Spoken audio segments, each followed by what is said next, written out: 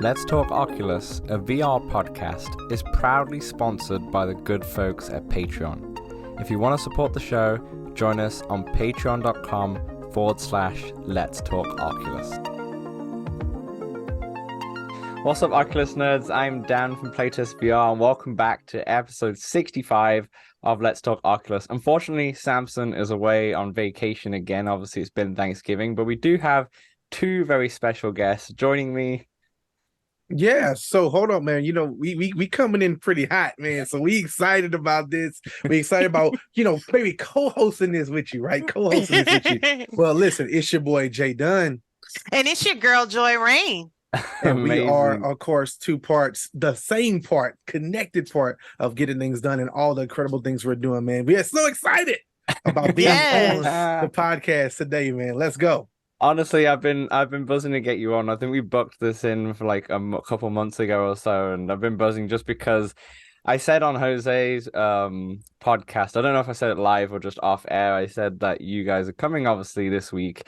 And I said the one thing I really love about you is that even if I'm just having like a meh day or anything like that, if I go on Twitter and I see like your podcast intro, your little promo for it, like I get so hyped up. Doesn't matter what I'm doing. Yes. I didn't even need to watch the podcast. I get so hyped up. I'm like, let's go. It's the dance moves, man. It's the yeah, man. We have a lot of fun with that, man. And that was really a brainchild of the both of us, just wanting to bring a different flavor into the metaverse. But I'm sure we'll get into that, man. We in the intro part. Most so definitely. we can talk about that. Absolutely.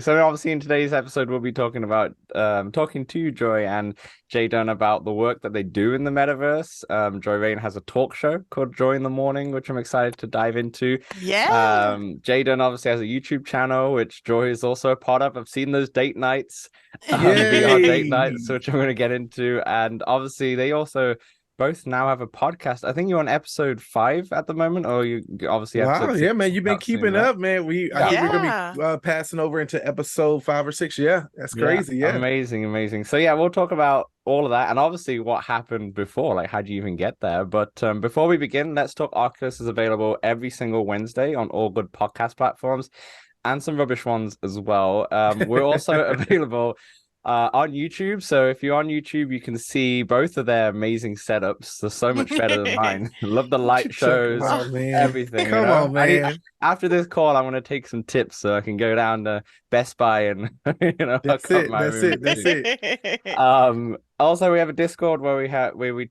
play together in terms of multiplayer games and have loads of big screen events. In fact, we've done a lot of Among Us recently, but I know we're planning like some Christmas movies over the December, so join in if you want to jump into the fun for some big screen Christmas movies, or vote which one. Oh, that sounds fun. That's a lot. Yeah, that's gonna be awesome. Yeah, definitely. Okay, so that's housekeeping. Let's get straight into the show. So JOYREIGN and JDUN, let's take it back a little bit, right? Before we kind of step into everything. First of all, how did VR come about in your lives?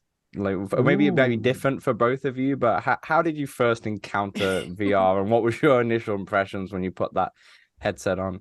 I'm gonna let Joy go first. I'm gonna let her go first because our stories kind of link a little bit. So that's they why. Really do. Yeah. Yes, so it was my first exposure to VR was with my husband. He bought his headset first, and he was like, "Babe, you have to try this out." So he came over, he bought it to me. We did the first steps, and I was hooked. I was like, "Oh my goodness, I have to have this." So I went and bought it the next day. Wow. Now, keyword. She went and bought her own. My own, yes. That lets you know she was bought in. It wasn't, go buy me one, and then I'll play it with you. It was, she danced with the robot in first hand. That robot gets you. That robot pulls on your heartstrings, Let me tell you something I'm holding that footage in the vault. Her first time dancing with the robot. I'm gonna release it a few years from now when we things are huge, right? And I'm be like, you got to see when she first saw that robot, she was afraid of. She was like, I was, because this is the reason why. My husband calibrated it to his height, and I had his headset on, so I'm shorter than my husband, and so the robot was hovering over me, and I'm like, oh my gosh. It's a little Yeah. scary and intimidating, but I was like, oh, okay, well, I got it now. He's just a gentle giant like my husband, so I love Yeah. it. Yeah, man. So yeah, and as far as with me, it goes back a little further for me. My love affair, because it's a love affair, right? This is the only affair I can have in my marriage. Okay. It goes back to the Gear VR. I don't know if you probably can't see it in the background. I should have grabbed it. But the Gear VR back in 2015, 2016 time frame. That's the Samsung one, right? Where you put the phone one, in? yep. When you put the phone in, and man, even though it was $3, I was like, oh man, this is it. They had all space at the time. They had a cool little arcade, Oculus arcade kind of thing they had at the time. It was really nice. And then lost touch with it for years. And I saw the Quest 1 come out, and I was like, man, that looks really good. And I would always tell her, man, got this desire. I keep seeing this VR headset, and I really, really want to have it, but it was like $500 at the time. I just wasn't financially able to get it. And so things happened around 2020, of course, the pandemic. And then we were able to, I saw it, and I think it was the day it was being sold right after the keynote at the bars. And Zuckerberg was talking about the Quest 2 and the price change. I was like, all right, it's $300. In fact, I'm gonna get the 400. I'm gonna get the 256 gig. I'm gonna go all out, right? So I'm gonna go get it. And man, I put that headset on, and I haven't taken it off since. It's been a journey. And like I said, a day later, I go to her house, and I'm like, yo, you got to see this thing. She's like, what are you talking about? Dance with the robot. And now, woo, look at us now, years later. Yeah, look at you now. Now you're on YouTube together. You obviously have a show in the Metaverse, which we'll talk about a bit later on, as well as the and we on Let's Talk Oculus, man. Like, I want to say something that's crazy. Playtest VR, right? Yeah, that's your channel. Yeah. You were one of the first people I watched. Really? Before I get into content creation. Yeah. So I loved it, man. I watched your footage. You had some pretty cool stuff you put on the channel. And so I didn't add the two together until later started watching Let's Talk Oculus. Oh my God, wait, that's the same guy. So thank you for, people don't understand content creation is the greatest way to grow VR. Right. And so because of people like you, people like us now that's putting content out, it helps so many people get into the medium. Oh man, yeah, thanks for those kind words. Yeah, it's amazing sometimes when I talk to people who do listen to the podcast and go, yeah, we were watching your stuff before, and I was like, wait, what? Because I basically stopped the channel earlier this year just because I didn't have the time to do it and the podcast, and I was having so much fun with the podcast and the community was growing, so I just continued with Let's Talk Oculus. Quick shout out though, I know this is where we got the guests on, but plug for my YouTube channel. We had our first video back last week in NFL Pro Era. Awesome. Yeah. Which was sick, so it's really good to get back into it. Another one will be out this week as well. As you're probably watching the YouTube, the Let's Talk Oculus podcast, it's already out. Go watch the playtest VR. Yeah, man, I love the way you introed that video. You was like, I wasn't planning on keeping this game. I like to abuse that refund system. I won't lie, but I'm not afraid to use it. But anyway, back on like your experiences. So obviously you played First Steps, but what were the first like real games that you kind of dived into? Did you do a lot of 2-player games, or was it other ones? You want to tell them about Half and Half, babe? Yes, that was our first like really experience with Half and Half. The intro of it, we were like, wait, what? Because again, we were first experiencing this, together during our VR date nights. And that was the one that we didn't record. But when we did do it, we were super excited and super in awe. It was like, oh my gosh, is this really happening? So Half and Half, we did the sandwich cookout, Tale 4 VR bowling. Yeah, all of the 4 VR games. Yeah, all of them. Yeah, they're great social games, aren't they? Yes, they are. Just chill out in there. And obviously, VR Pool that just came out. I see that you just did a date night in the YouTube channel. How is that game? Oh, I'm not. Hold on. So much fun. This woman right here, this beautiful woman right here, she is a pool shark. All right. I had no clue. Did she hustle you? Is that what you're saying? She's never been to a pool hall, right? So, come to find out. So we get the game. We love Forever Games. Like, shout out to them. They're incredible folks. They also just featured our channel as well inside of the game. So you go to the game, you go to the YouTube channels, they show our channel there. So we just shout out to them. Just, we weren't expecting that, but we're just so Lauren thankful as well, who's doing great things for the community for sure. 100%. Yes. And so literally I was we get in the game. I'm like, all right, we got the keys, let's play the game, right? So we're playing the game, and I mean, bruh, she is whooping my tail, and I'm like, I'm thinking you never played pool. She's gorgeous. Like, now I'm not shadow casting you, not casting. Here we go. No. I'm saying, like, I was impressed. I was like, wow, my wife can really play pool, right? And she loves me. My uncle had a pool table at his house. She tells me that later. She tells me that later. Yeah. She hustled you. She hustled me. She was like, to a billiard. You know how they, oh, babe, how do I hold the stick again? Yeah. And then next thing you know, she... And I'm like, and so where with me, I'm like level 10. I think she's like level 15, 16. She's like beating all the AI. She's beating people in multiplayer. And I'm like, my God. So yeah, Forever Pool, we absolutely love that game, and look forward to all the updates for real. Yeah. Definitely. I mean, I've also been playing it too a lot. I love pool, snooker. Obviously, me being from the UK is a big sport, like darts as well, and they've got that as well, right? So I like that they're making like a Wii Sports kind of franchise in a way. Oh yeah, man, and I love how they link them all together too. And if you have all the games, you get the VIP cues or darts or bowling balls. Like, it's really just amazing. And we had a lot of fun with cornhole too, which we call it beanbag toss. So we always have fun with these intros to these, you want to play with some bags, you want to play with some balls, like, but all in all, we just absolutely love those games, man. And we love social games for real. Yeah, 100%. What are you guys playing at the moment? What is on your radar apart from Forever Pool? Okay. Let her go first. Okay, let her go first. We've been playing After the Fall and Among Us and what's that other one? I forgot the name of it. But yeah, those are the ones that we're dabbling into right now. Yeah, and we, of course, Horizon Worlds is basically a mainstay. So we build in there, and we socialize in there, and we game in there as well. So there's a few different things in there as well. Yeah. For sure. Tell me about Among Us, because me and the community in Discord are having the best time, and most of us in the Discord, which is the mad thing about it, is that we've not played the 2D version whatsoever. I know Samson haven't either. I think he's played like 15,000 games as Among Us in the 2D, like many times. He knows what he's doing.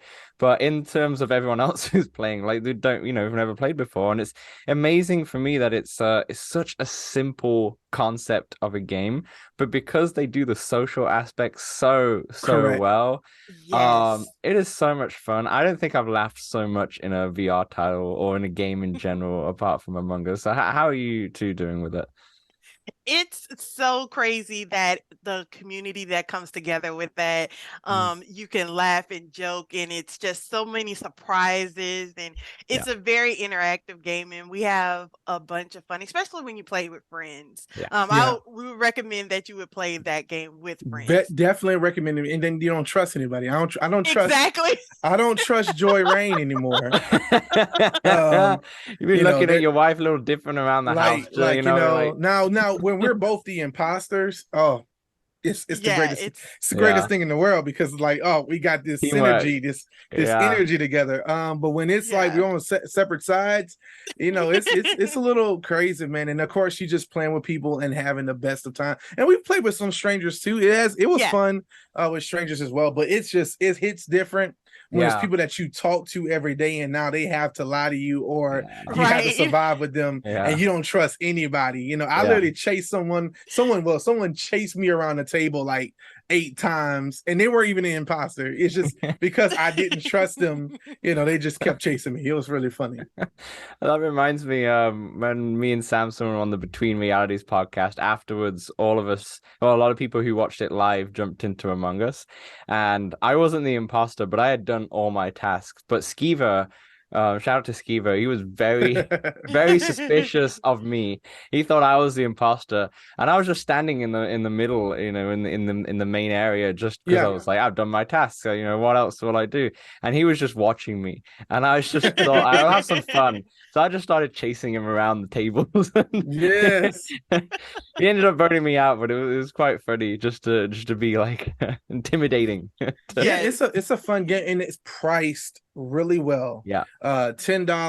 Multiplayer VR, it lives and dies at that price. So if it's not free, you got to keep it about $4.99 or $9.99 is that price gap. Anything above that, you're gonna see gaps after the first week. Absolutely. So I think the content creators have been doing their job by pushing it. But the pricing, I think they did some real it's good aggressive, studying. isn't it? Yeah. It's gonna hit at Christmas time, I would think. I'm surprised 100%. actually. I know the game is obviously quite cheap, but I'm surprised that instead of doing a holiday bundle where they did Beat Saber and Resident Evil, they didn't do Beat Saber and Among Us. I could see that being a very popular package too. Yeah, but here's the thing: what people don't know is there's also that $30 credit you can get when you send someone a link. So not only can you get Beat Saber and Resident Evil, if you do someone gave you a link, you get $30 credit as well as them. So technically, you can buy Among Us for $10. I think they kind of like you'll have the extra credit. Then they also always give you that extra welcome 30% off. 30. Yeah. So it's easy ways to get that game anyway. Correct. But do you both play predominantly on Quest 2 or do you do PC VR as well? Because obviously you mentioned After the Fall. I know how much better it is on PC in terms of visuals, but what do you guys use, or a bit of both? Yeah, so we do both. We use PC VR and we use the Quest. But predominantly for After the Fall, we've been playing it on the Quest. It's kind of hard for us to go from the 3D environment back to 2D. We tried, and we get into it, but 3D being immersed into it, it's like, it gives it another feel. No wires as well, right? Yeah, it's hard. So for instance, let's take VR chat for instance. We don't like VR chat on Quest platform at all. So we play it only PC VR. That makes sense. Because graphically, like we went in there one time, of course, one of the first experiences you experience outside of like the outrageousness of what VR chat is, right? Is the movies. Like, oh wait, you can go to a fully functioning thing in here with all these movies in here. She was like, oh, I'm good. You can leave me here for the rest of the year, right? But then we went to the same environment in VR chat. Like completely different vibe on PC. PC VR. So for us, it's definitely, even for After the Fall, we definitely will try it because if the PC VR version of it is clear, we'll definitely have to take a look at it because we've been dibble dabbling. Because of course, when you want to do when you're talking about a podcast, talking about Metaverse, and you're talking about that, if you're only on one platform, if you're only to that one thing, you're not really seeing the full spectrum of it all. So we definitely will have to look into that a little bit more. Yeah, I think that's a good idea. That's why, like, Samson has the beefy PC with the 3090 and such like that, where I'm just on Quest 2, but then I also have the Quest Pro and a PSVR 2 coming, and he's not going to go that. He's going to get the tilt. So I think we're kind of like separating both, having different things just so we can kind of bring those opinions into the podcast. Because you're a Mac person, right? Yeah. I have me two too. MacBook Pros in front of me. That's a work laptop and my general laptop. And I just prefer the Mac for other things. You know, that Apple headset's coming, man. So we're gonna have our day. We're gonna have our day. Yes. We're gonna have our day. We're gonna be poor. We're gonna be broke, but we're gonna have our day. we're gonna have our day. I would highly recommend After the Fall on the PC. The reason why is that I remember playing it when it first came out on the Quest 2, and I thought, this is a great game. I'm having a great time. But then PJ, shout out to PJ from the VR Verdict podcast, he was recording or putting like a live stream of what we were doing. And I went back and watched a bit of that recording. I was like, damn, that looks way better. The cool thing about it is that when the zombies die, they're still all on the ground. So you have so many zombies on the ground. The blood's still there, it doesn't disappear. But the main thing for me is that the game's darker and you can only have a light on your gun itself. Oh, Which does make it a little scarier, where the Quest can't do that. So it's just a little bit more lit up in general. See, we probably won't be playing the Quest. We probably gonna stay on the Quest. Yeah, it's a little bit easier. Because I wish I had that first session with JOYREIGN playing After the Fall. Y'all would have been. It would have been a viral video. It probably would have. We have so many moments of VR where if we would have just recorded it, it would have been we've been world known at this point with VR. So, but it's great, man. Definitely. Obviously the other headset you have is the Quest Pro. I see that you've been promoting that on Twitter. You both got each other. You've both got a headset each as well. And I saw you got the full light blocker came the other day and such like that. Tell me about the Quest Pro. What are your initial thoughts of using it? Oh goodness. I'm gonna let her go first because I can go all day. So I'm gonna let her go first on this one. Okay, so I absolutely love how the pancake lenses, how it shows everything so much clearer. The only issue I'm having, because I do wear contacts and I do wear glasses, the glasses that I have are kind of like stylishly big, and so it can't really fit in there, and it disrupts how it tracks my facial expressions and stuff. And so with my Quest 2, I have these lenses from VR Wave, shout out to them. Amazing. That you put those, oh gosh, they're a lifesaver for people who wear glasses. you saw it, right? Oh gosh. But VR Wave, you see that, right? I'm going. No, VR Wave are great. Just a quick one on VR Wave is that I had the ones that were on the website, on the Quest website. They're from a different company, and I bought them first, and I had them all the time. They just clip on, right? And they were great. But I had a VR Wave. They sent me one, and I was like, I'll use them, later, maybe if the other ones break. And they did break like a month ago, because you have to, when I'm not wearing my glasses and I'm wearing contacts, you have to snap those lenses back off, and that snapping feature can cause it to break quite easily. And it finally did break. And then I was like, okay, I got the VR Wave ones. I put it in. I was like, wait, they're magnetic? I did just magnetic. Pop them off. I was like, I've been living in the Stone Ages and I had a much better one. Most definitely. And so I'm waiting for them to come out with their Quest Pro option, because that would be so much easier for me. But other than that, when having to put my contacts in to use it and stuff, I absolutely love it. Sometimes I'm not sure of the pressure points that it has on the forehead. And with my hair, see, I have this big curly thick hair that to get it through there is sometimes a little obstacles. But other than that, I absolutely love the device for what it is. And the applications on it run so much smoother, and you just see it so much better. So I absolutely love it, but I just wish those things were tweaked a little bit, and it would be like, oh my gosh, I absolutely love this device, but it has its ups and its downs. Yeah, it's a sad face when I walk in the room and I see her with the Quest 2 on. I'm like, oh.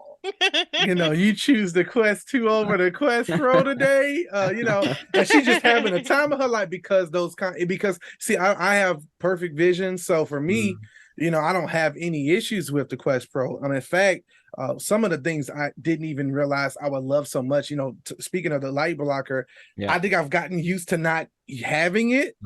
So I put it on and I was just kind of like, I feel like I'm missing something now, like something's blocking me now. It was really weird. So for immersion, if you play an Iron Man VR, definitely want to wear the full light blocker. You're gonna be very happy. But almost any other experience that's not like full blown, you need to be all the way immersed. Like even playing pool with the blocker, I actually removed it. I was like, I think I'm gonna just use it the regular way. But what I will say about the Quest Pro is day one, I got a chance to test it out a little bit beforehand. Shout out to Immerse for giving me that opportunity. When I first put it on, that clarity, I think everyone has the same response. Yeah, we both unboxed ours at the same time. We bought them on what it was October 25th. I think it came out. We both unboxed. We both put them on at the same time. And even though I had saw it prior to, it's different when it's yours. Right? So I put it on, and then I was like, she immediately said the same thing. She's like, my goodness, the clarity. And she had her glasses on, so I knew it had to be even like clearer to her, for her to be like, with my glasses on, it's clear, even clearer, and that clarity just gets you. The brightness of the colors, it just gets you. Now with the mixed reality, I think we're in that place. And this has been said on many podcasts. I listen to every pod. I listen to your 48 hours with it when you talked about it on on the podcast and stuff like that.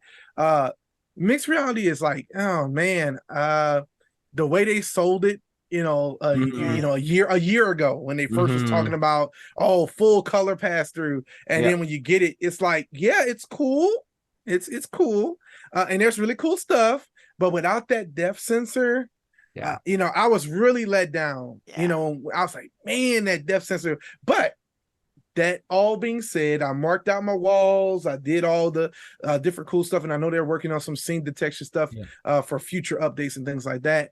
But I was actually only started to be impressed when I downloaded the Painting VR application.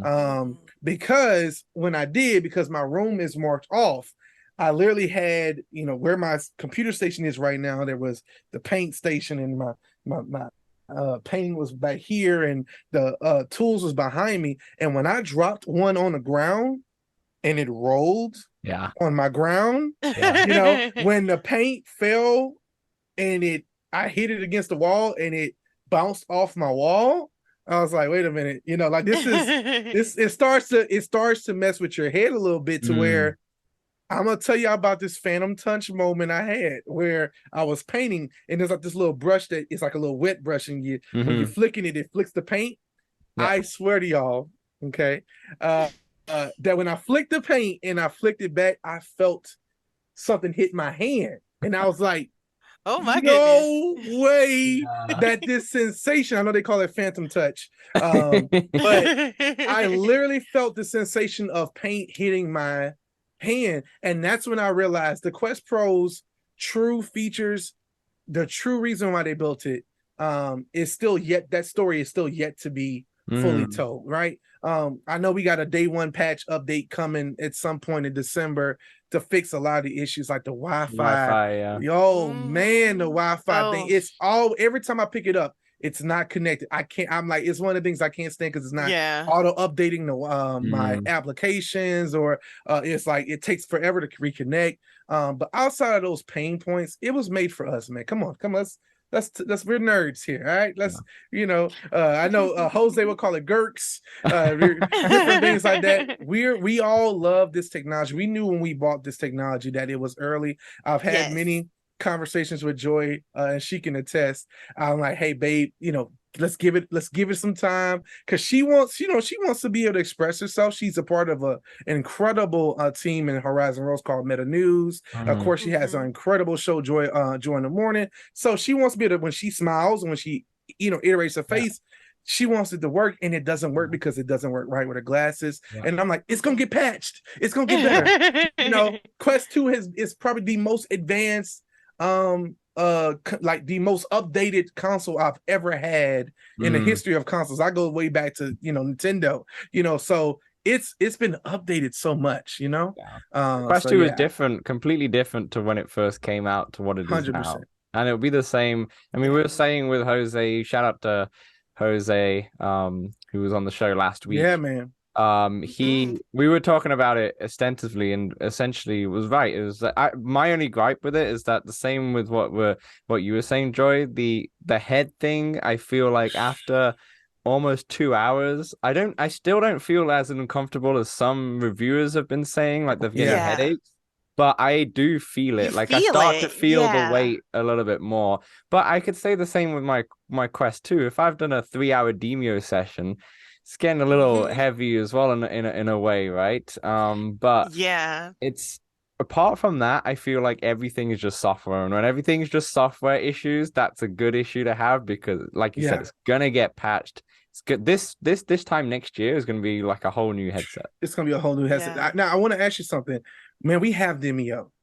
Yeah. We're gonna have to get in. I have been trying to get Joy. I'd be like, babe, they got this Dungeons and Dragons type game, man. It's gonna be really cool. And with the pastor. So I gotta ask, have you played it with mixed reality yet? Yeah, I have. You know how like you said with the paint and you felt the pain and such. I thought it was an amazing moment because I was playing Demio on the desk right in front of me, and I threw the dice and it like rolled off the desk onto my floor, and I was like, that is cool. Yeah, man. That is cool, But I'm with you. Like I was a little annoyed as well that I had to mark out my walls and where my desk is and where the bed is and where all these things are, where it should just like on my iPhone I have a LiDAR scanner which can just scan it all in seconds. Come on, talk about it, bro. Exactly. Where I feel like that's a big missed opportunity especially for a $1,500 headset. But at the same time, Gen 2 will most likely have that. We're the early adopters here, but I actually think that a software update is going to come. They actually already said that a software update would come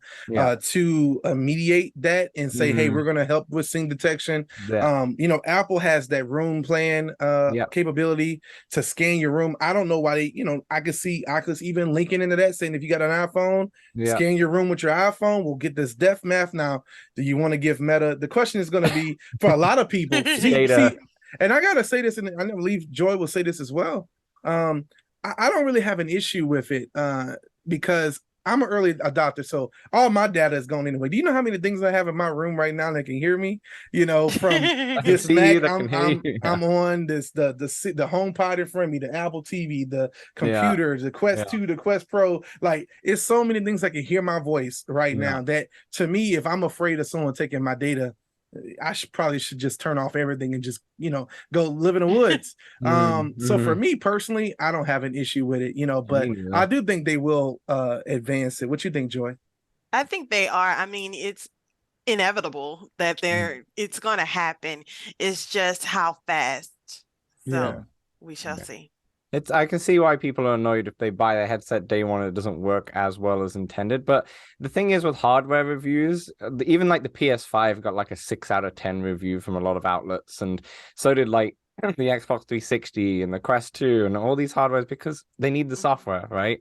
It needs to catch up. Now the hardware is here. Now developers can start building for it, and then the software will catch up. So I'm fully faith in this headset, to be honest. But just going back onto Demio, it is cool. I think I didn't play a full 3-hour game in it. I think I was speaking to, I think it was PJ from VR Verdict. He said that because of the mixed reality is a little bit still wavy, it's not clear as day in terms of the color pass through. It can throw you off after a while. But I played it for about 45 minutes and had a lot of fun with it. And will I play a full session with it? I'm not sure, but it is a cool touch. I like the idea of, like, you go into, say, your kitchen or your living room or something, you sit down on a table, let's play some Demio. Or if you have, say, you two, for example, in the same house, you two are playing on the same board on the 2-player version of the Demio, and you just sat on the same table and you just got your headsets on. I think that's a really cool thing. That is super cool. Yeah, and the fact that the Quest has a open design, you can see each other very easily too if you wanted to. And you can also drink something, which is nice. Just grab some water. Bottle. Which I like. I was also going to say as well, I was going to ask you about the full light blocker, because I really like the open design too. It was one of those things that it threw me off a little bit at the start, and it did give me motion sick when I played like Walking Dead and such, and it still does to this day. But for stuff like Among Us, Walkabout, stuff that sometimes I'm sitting down and such, it doesn't really give me the motion sickness. But what I really love about it is that it gives so much air to my eyes. So then after a long playthrough, I don't feel tired. Where I have done that with Quest 2. Like if I'm recording, like the NFL review I did for the YouTube channel, I'm recording for like 45 minutes, hour. I take the headset off. I'm like, whoa, okay. Let's take some water. Let's sit down a little bit. Sometimes it's heavy. So what did you have that kind of same realization, or did you just really like the open pass through? I'll be honest with you, man. I put the light blocker on and I immediately had that sensation of my eyes, like, oh, I feel that it's like something's, on me again, that sticky, not that feeling of closed in a little bit more. And I think I wouldn't have had that issue because years with the Quest 2 at this point, with the Quest 2, I think our going record inside of the headset is like 7 hours. Oh, mine is at 8-9 hours with building and stuff. And I'm talking about like there's been times that headset has stayed on, plugged in, and we're just working and we didn't even realize it was, it was noon and it was nighttime by the time we come out of it. And it's like, I don't know if I could do that with the Quest Pro because of that pressure that you're talking about, that centered pressure. It's like and I've been looking at the modifications, people talking about wearing a backwards hat or or there's extra straps, like I bought a Velcro strap. I still haven't put it on because I feel like, and this is just me, I love Meta, so that if you listen, I love you guys. This is my thing though.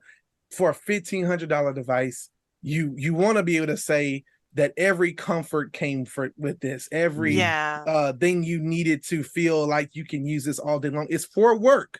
So if you're using an application like Workrooms, or shout out to Immerse again, then you're going to want to be able to have something on your head and be comfortable all day long. You put a Pico on. Have you had a chance to try the Pico? I haven't. No, I haven't. Have you? Yes, I got a chance to try the Pico for it.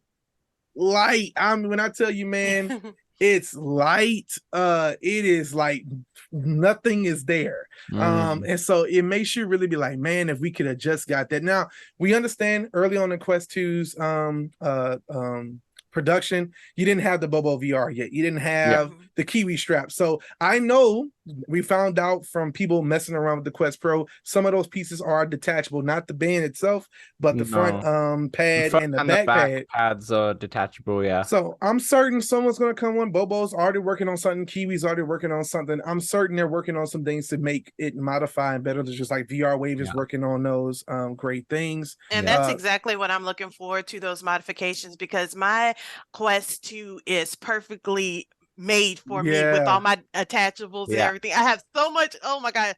It looked like I rebuilt that thing. But you should see Samsung's. It's like a transformer in a way. With most definitely. That. But it's so comfortable to where it's for me, I could keep it on 8-9 hours, and I cannot wait until those third-party vendors start to catch up with the Quest Pro, in order so we can add those things to make it so much lighter. But I do agree with JDUN for paying $1,500. It shouldn't have. It doesn't need that, those modifications shouldn't be needed for a $1,500 device. But so no, it's growing pains, right? It's I know people say, I always say this is first gen. Okay, I know people say that it's VR though. There's been so many generations and such, but this is the first time Meta have created like a pro headset with all these features. This is first gen for them. I speak about Apple because I have launched their products. The iPad Pro first gen was just a big iPad. There's nothing else it could do. It was just a huge ass 12-inch iPad and such. But now an iPad Pro is like, oh, this thing can do pretty much almost anything a laptop can do now. And I think you said it on the last podcast too, where you was like, the iPad Pro itself, that same iPad can now do a whole lot more, even if it was just that first gen. So, I've had just like you, I'm a big Apple. We're Apple family here. Apple family. We call it Apple-stolic around here. So we absolutely love Apple products. And the thought process is, you're 100% right. It's a first-gen product.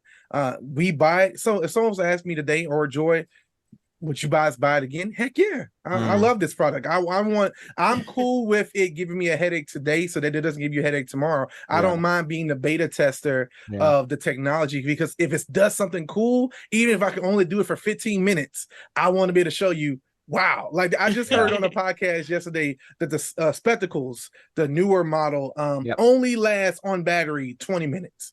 So it's standalone. You don't need to plug it up to any phone or anything else, but it only lasts on battery 20 minutes. And so someone would say, why would you buy that if you could have the opportunity to spend whatever amount? Because I can spend 20 minutes doing something that no one else can, and be a part of that future and beta test it for what's coming in the future. So being tech enthusiasts, right? We're Yeah. early adopters Yeah. here. You know, I know Kimberly in the Discord. A shout out to Kimberly is also the same, and she got the Quest Pro, and she's loving every minute of it. Yeah. And obviously there's flaws and such, but it's also fun. It's just new tech. It It's fun, and is. especially Yeah. it's fun to see what the future is going to be because you can already see with the Quest Pro where they're kind of headed, you know.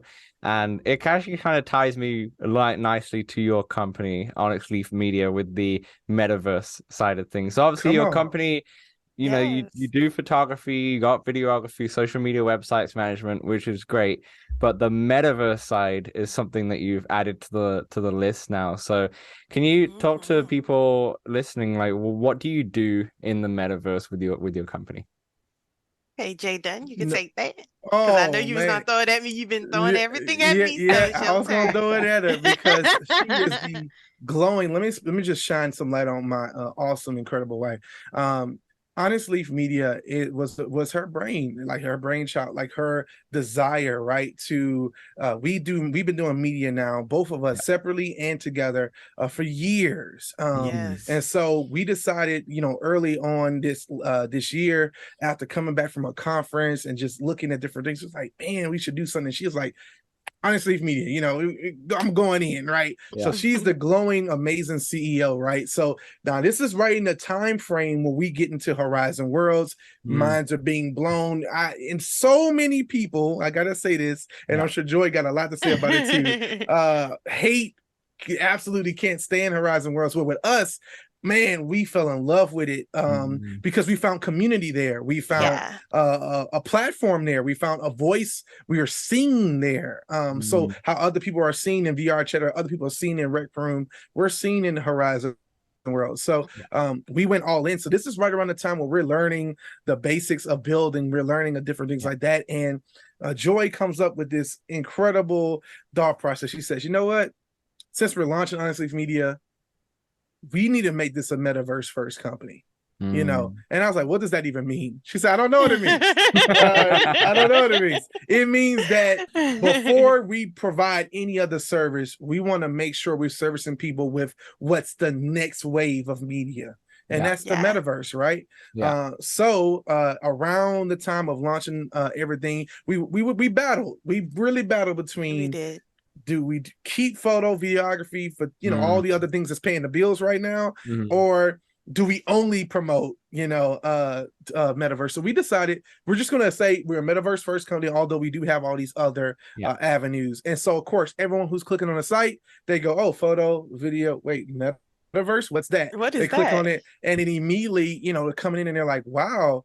Because what a lot of people don't realize Mm, is there's a lot of financial opportunities. I'm not talking about crypto, NFT. I'm talking about this is the new wave of technology. And because it's the new wave of technology, when you learn something early on and you're able to master it as much as you can, you're now able to provide it in such a way for other people yeah. for pay. So we decided early on, let's take Honestly Media, make it a metaverse first company, and we haven't looked back since. And Mm, glory to God, man, we've had plenty of opportunities to shine that light and yeah. do other things with it. So, which leads into Joy in the Morning and so many other things. Yeah. Yeah. Yeah, I mean, Joey, anything to add on that? Because that was put perfectly, I think. I'm so proud of my husband. Absolutely wonderful. But a lot of people ask us, where did we get the name Onyx Leaf? Ooh, there you go. They try to figure out like what is that? So quick little story. I went to the Bahamas and Yeah. we were on this trip and it had this tour guide that brought us to this big grove where it had all these trees in there, and it had this big one tree that it was dark, it was black, and it looked like it was dead. And we were like, what is this? And so we were like, why is this tree dead when all these other trees are living Mm, around here? And he said that this tree is more alive than all the other green trees. And it stood out. And that was the Mm, first tree that we saw. And it comes to show you that it's more than meet the eye. You just have to know, mm, just because you don't know exactly what it looks like from the outside doesn't mean that that's what it is. And mm, so our company, some people may not understand what the metaverse is and what it does, but once you do see the value of it, and mm. you'll see that it's beautiful and that it's so exciting and that it just stands out from all the rest. So that's why we call it Onyx Leaf Media. you Just a know, Right. little and bit. just to tag along on that end of it, who have you put in the headset, right? We kind of have a motto, like just put the headset on. Like if I could just get that headset on your head, that now when you put a headset on anybody, our parents, anybody, they are immediately like, whoa, wait, whoa. I thought this was all cartoony because what they're seeing, which, once again, content creators, you guys, we are so needed in this space because flat screen, watching someone play VR on a flat screen is a whole other thing than having it on your head and you actually seeing it in 360. So when they see Horizon Worlds, they're like, oh, those cartoon things y'all play. And then they go in it and then they're like, wait, that's a real person. They walk past me, their audio walked past me. I can They're look really to this. talking to me. They can really it's talking not to AI. me. It's like they're blown away. So we're like, even though from the outside it looks like this, like how that tree looked dead.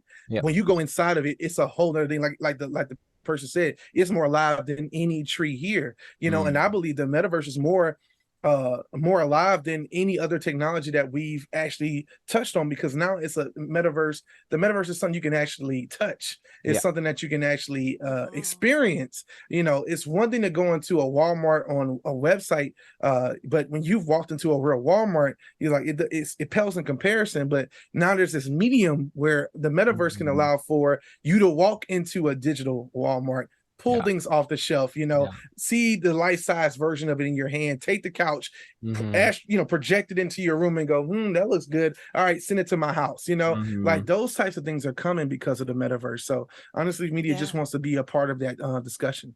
Yeah, and you're jumping on it early. Like you said, it's great that you're on it early because I think a lot of people are sleeping on Horizon Worlds, especially just because of the bugs and everything that's just I think the problem is that VR chat is such an established platform now, which is odd to say because it is very futuristic in its way, but it is quite established. There's so many users that people see VR chat, which has all these features, and the Horizon Worlds maybe doesn't because it's brand new, and then they're like, oh, okay, this is bad, and it doesn't have this, doesn't have that, but they don't really see what the potential is, and I think that's what obviously you guys bring, and then obviously you have Joy in the Morning, which is your talk show, which I really love that you did that because I never came across you guys until I saw Joy in the Morning. And in fact, it was Samson who brought the attention to me because I don't know if he was following you guys on Twitter or was it just on Instagram, but he just saw it on Instagram.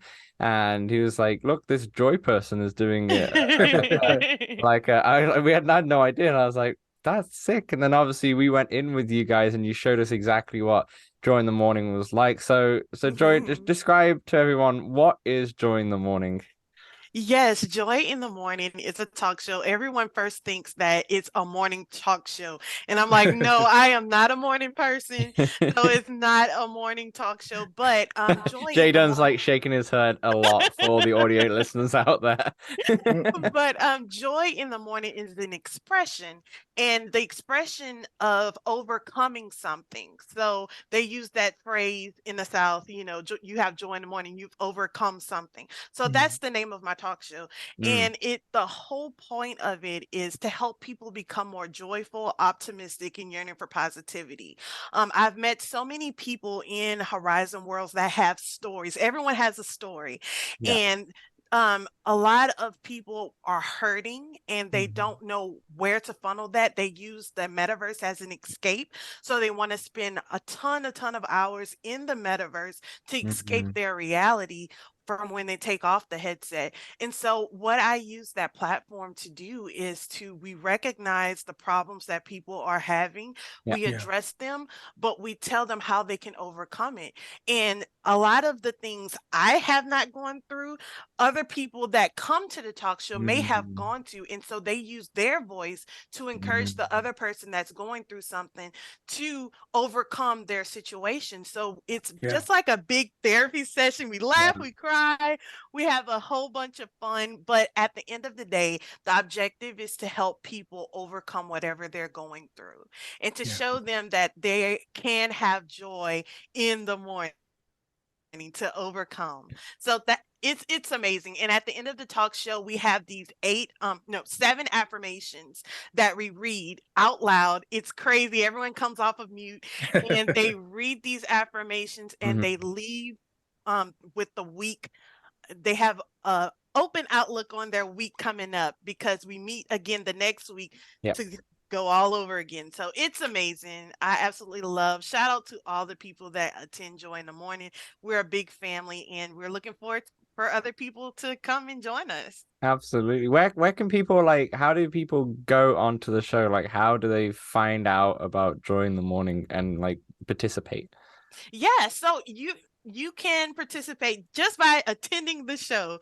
You don't have to be a special guest or anything. We have these things that are called the talking portals. So if you want to contribute to the conversation and it's that time of a portion of the show, you can just leave your seat and come in and step in the talking portal and share your soul, share your heart. And we've had so many great moments during that time.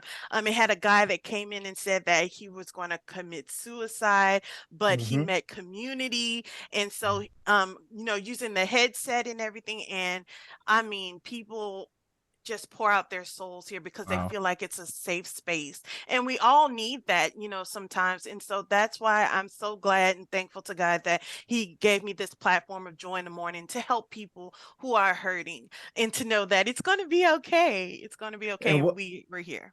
And what's amazing about Joy in the Morning, I've been there for every episode except for I think one I had to miss because of a previous engagement. But every show I've been to, and I'm not saying this as her husband, and not even as her best friend, and like not even knowing her. Like if I just went to the show, right? She always gave people hope. There was always this, when you walk in it, you guys got a chance to come in, and it's something about that experience when you come from the first entrance into the actual talk show entrance, and you're just like, you feel something different. You feel it's going to be okay. And what's incredible, because I know the behind the scenes story of this, she was awoken, 2, 3 o'clock, 4 o'clock in the morning, saying, hey, I just had this vision of this world that I need to create. It's a godly vision here, and I just got to go do it. Is that okay? And I'm like, I'm halfway saying, yeah, yeah, sounds great, honey. All right, you're gonna do whatever you gotta do, baby. And literally the world that you guys get to see when you visit in Horizon Worlds, the world that you see outside of some minor changes, some upgrades and things like that. Majority of that world was built in one day. Out of her, just what she saw in her vision, which is just makes it so when you see people come in the world, literally come into the world, start crying, leave rejoicing. Yeah, this is something that she was shown in dream that she built. So it gives a new credence to what the metaverse can be. If you build it, they will come, right? And so we had a privilege to talk to a school of kids who were in college, who are doing some really great things and looking into the metaverse. And one of our slide decks pieces, we said something that was powerful. In the physical world, the metaphorical limit is the sky's the limit, right? But in the metaverse, there's no sky to limit you, and you can see all of the eyes of the students immediately be like, wait, what? Like, and you can see like their minds starting to matriculate and calculate, like there is no limit in the metaverse. So you can literally do whatever you want to do. And so just shout out to Joy for that incredible show. So thank you so much. No, I'm so happy that it exists, because there's so much when it comes to public VR, in terms of, like, say you're on Among Us and you're in the public forums or in VR chat and such, there's so much negativity, so much harassment, sexism, racism, all of the above, and that's kind of a lot what you hear. People are afraid. I know people in our Discord chat, the reason why they're in the Discord is they want a community that they know is safe and that they can talk about things, but also play games with people who are actually want to play and have fun and, be positive, rather than going to a public lobby. I think, for example, Jenna in the Discord, shout out Jenna, she went in, I think she went into one of the public games once, maybe it was Poker Stars, I think, and had an awful time. She was like, I'm not gonna bother once again. I think it was Jenna, it was someone else, but that's why she's in the community, because now she's found us and we all just play together, and that's the only way you should play is through the community. So Yeah. I'm glad that there's a positive sides that exist. I wish it was talked about a little bit more, because Yeah. we always talk about the negative sides, and oh, here's another Among Us. There's always kids being racist all the time, blah blah blah. We never really Yeah. talk about the positive sides enough, because stuff like your show Joy in the Morning is so powerful. And like you said, with the person Yeah. who was thinking suicidal thoughts and such, who knows what would Yeah. happen if it wasn't for your show and has a Very community much. belongs to. And yeah, Most definitely. it's amazing that you've got that. And Joy, what was the inspiration of it though? Was it something that you've always wanted to do outside of VR in the past, or Absolutely not. I didn't see myself as a public speaker. I didn't see myself Right. as a person that would have something to say. And what the metaverse did for No. me is it showed that my voice matters, and that people value what you say if you have something that is how can I say, valuable to contribute. And so I think showing my light and being able to show people that side of hope that they have not seen before Yeah. is just a great addition to VR. And so when we hear these things about Horizon Worlds and people talk down about it, and when they first come in, the people don't know where to go. I mean, Yeah. Joy in the Morning is not the first thing that you would see. You have to be able to explore. Yeah. And because those roadblocks hit people at the very Yeah, say beginning, that. and they say, okay, I had a bad experience going to the plaza or to Soapstone or something, I'm not going to try Horizon Worlds anymore, then that's a barrier to entry to people even accessing worlds like Joy in the For Morning. sure. And so I really wish that there was something that Horizon Worlds would do to make it more customizable to people For to sure. find those things that they need. Because this thing is a need. If I bought this and I'm on here, it's something that I need from it. Whether it is community, where it is a place to have a fun time or something to gain knowledge from, I should be able to customize that and show, because I know it's out there, but I don't know that it's there. So yeah, it's when thinking about it too, VR chat, for instance, we didn't get into VR chat for 2 years. So we only started getting into VR chat in the last maybe 4 or 5 months. And because, shout out to content creators, so many people were putting out videos of how horrible VR chat was. So I just believed, all right, well, it's very toxic and such. Like, here's the piece. Media plays a big part in people's perception of the media. So someone who's never been in VR has heard about Horizon Worlds and going, oh yeah, I heard Horizon Worlds is horrible. Did you see that picture of Mark Zuckerberg and this and that? But they don't even have a VR headset. They've never been in it. They've never been outside of Facebook or Twitter or Instagram. So I'm like, until you come in, you don't really know. But because of media, it plays a big part. And I think a lot of people just have it gunned out from Mark Zuckerberg and his vision. I love that they just had this information come out. We're going to talk about it a little bit on our podcast as well, where they was talking about the percentage of money spent, where people been talking about, oh, that Horizon World was $10 billion worth of money.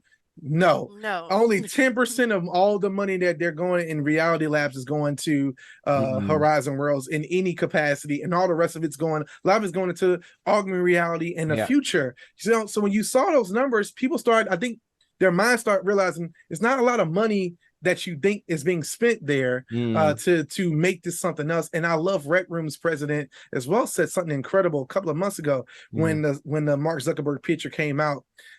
He said, you know what? People laughed at us too, but we're 6 years in. Rec Room has been around for multiple years. So to be honest, when you really think about where Horizon is at, it's only been around for 2 to 3 years.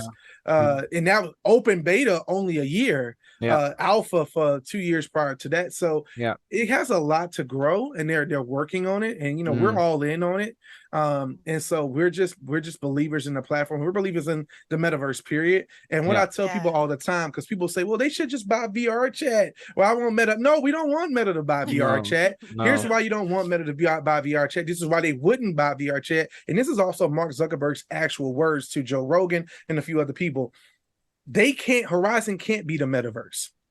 the metaverse is supposed to be it's an access. It's like, Safari is to internet. It's the access into all these different portals that lead you into it. So Horizon Worlds is just a portal into the metaverse. It's not supposed to be the metaverse. It's just a browser in the end of the day. It's just a browser at the end of the day. And they're even trying to work on app to app protocols to where, when he said it in interviews, people just don't listen. You go to one stadium and you get a t-shirt or a jersey, and you go to another stadium and say, well, you can't wear that. You got to buy that same jersey here to wear it. Well, that's not how real world works, right? So they want the metaverse to be that way as well. And that's why we're trying to get them to the metaverse, man. We're trying to help people. And that's why we even started our podcast. Absolutely. And to have everything in sync is the only way the metaverse is going to survive. It's not going to have one metaverse made by Meta, another metaverse made by Google, another. It's just never gonna catch on otherwise. And in terms of the media, I remember seeing The Verge's review of the Quest Pro, obviously a negative one, but it's funny because I did agree with a lot of their points. It was just that they didn't look at also what the potential could be, which is the only problem with me. But they did obviously show, they went into Horizon Worlds and they saw all these kids chasing the one woman in there and such. And I think it's important that media outlets do show that too, because some people may go straight into there and be horrified. At least they have a little bit of expectation that some places like that can be like that. But it would be nice if they also show the contrast and like have Joy in the Morning on The Verge. Just to show you what the other opposite side out thing is. Just to show a couple sides, like, okay, it does have this stuff. I mean, it's the internet in the end of the day in a way, right? The internet is also full of terrible things and terrible people, but there's also also this other platform that you can go in there, have a safe space, like Joy in the Morning and such. So I've also, before we move on from this and obviously talk about the YouTube and the podcast, but have you ever thought about airing it onto YouTube or anything like that? Or you thought because of how sensitive the show is, you want to kind of keep it under closed doors and in a way where it's not too public, where if you want to join, you can join and be involved, but you don't want to, make everyone's like issues out to YouTube. Right. And so absolutely, that's a great point. That's why you haven't seen any season one shows yet, because I felt like that season sealed it for everyone, where everyone was able to air out and bare their souls. And I'm the type of person to where I wouldn't want to put people's business out there like that, even though they were caught up in a vulnerable moment.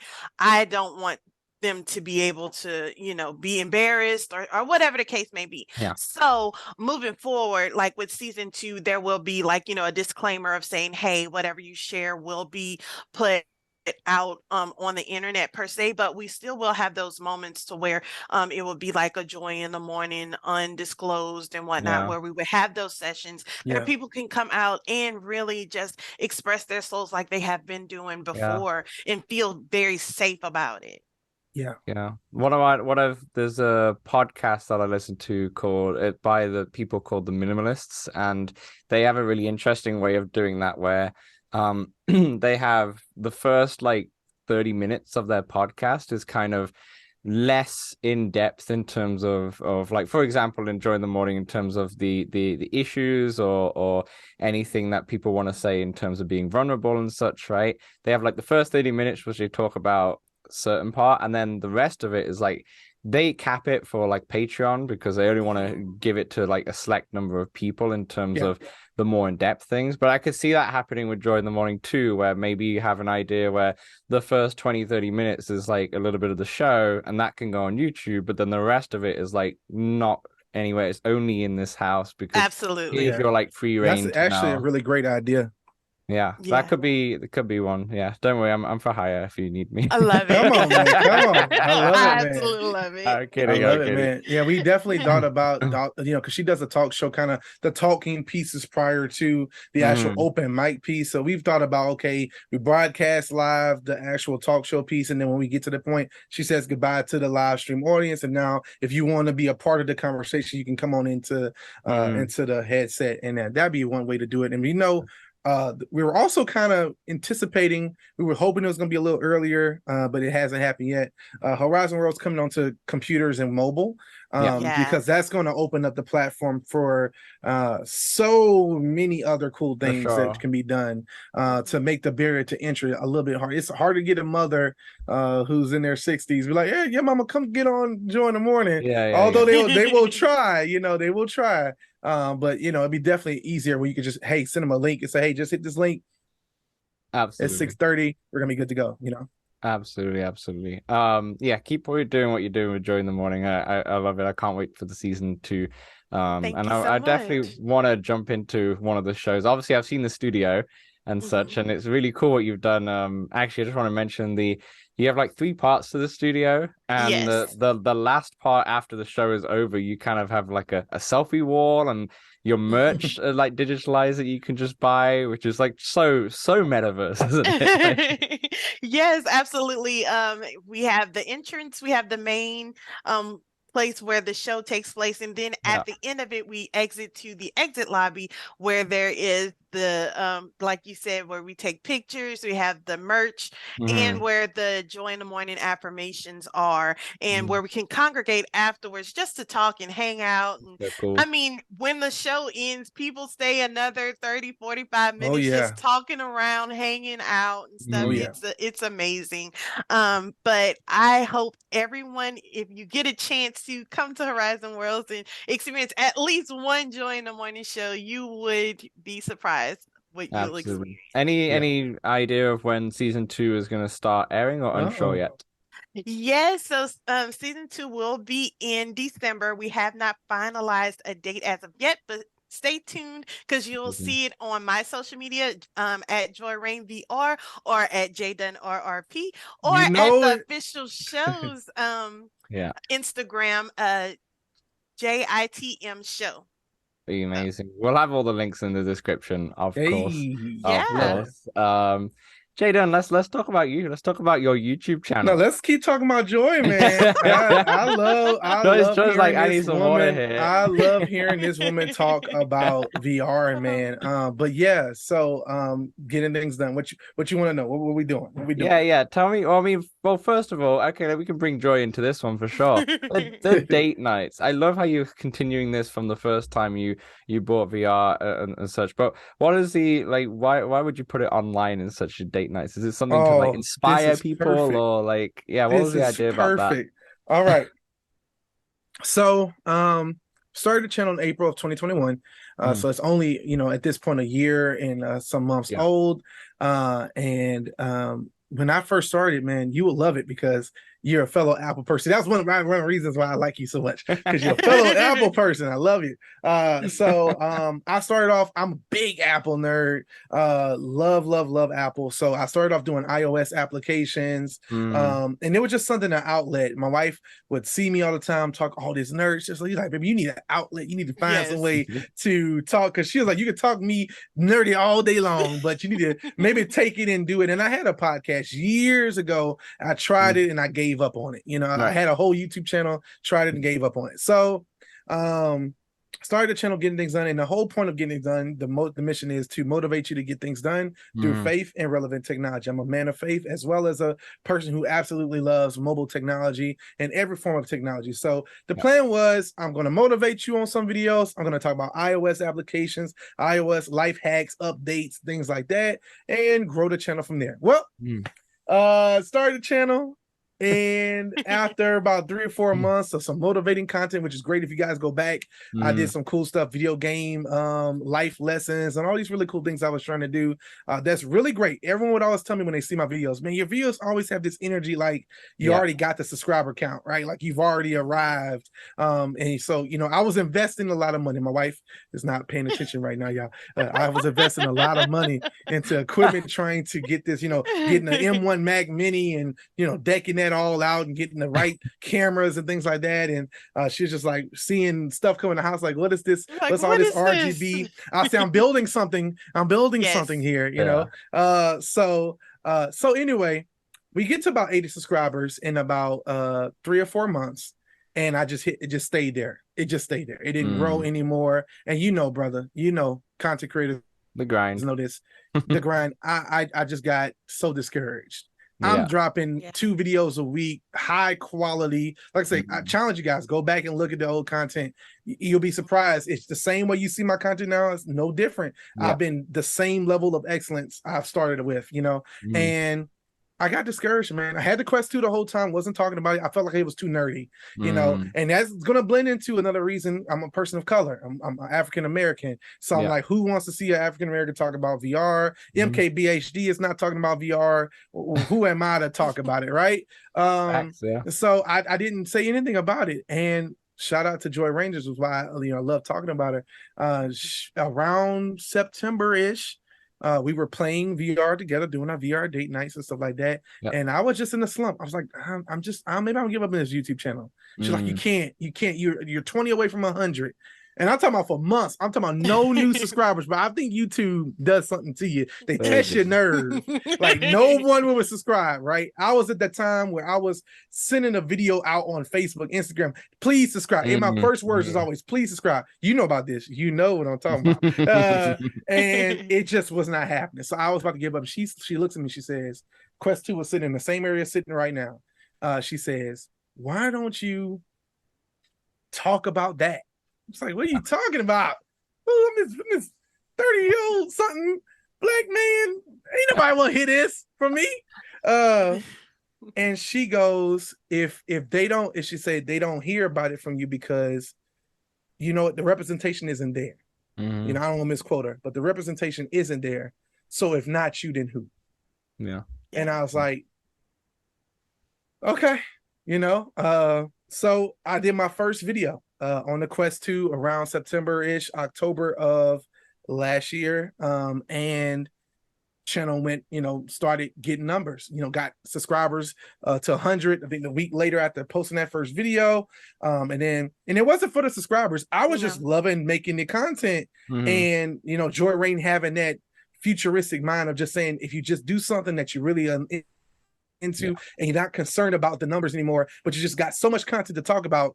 Because listen, this guy has been he was on the Quest all the time. And I was like, Jay, why don't you talk about this? You would talk to me about it so much. And I'm like, babe, you have to let the people know. And it wasn't that many people, like I said, of color talking about this. And that was the barrier to entry. It was like, because we don't see that representation, will it be accepted? And so for him to get out there and do it, I'm so proud of my husband. He is talking about what he loves. He has converted me over and I absolutely love it. And so we are all the way into it. And I just have to tell you, babe, I'm so proud of you. Oh, guys. I love this relationship dynamic. Amazing. I feel like you two are the power couple of VR. Well, this is the thing. So, I don't know what other couple is in VR. I don't know. Like it's unfortunately it's not a lot. And but we've we would seen love to meet others. Yeah, we would love to meet them.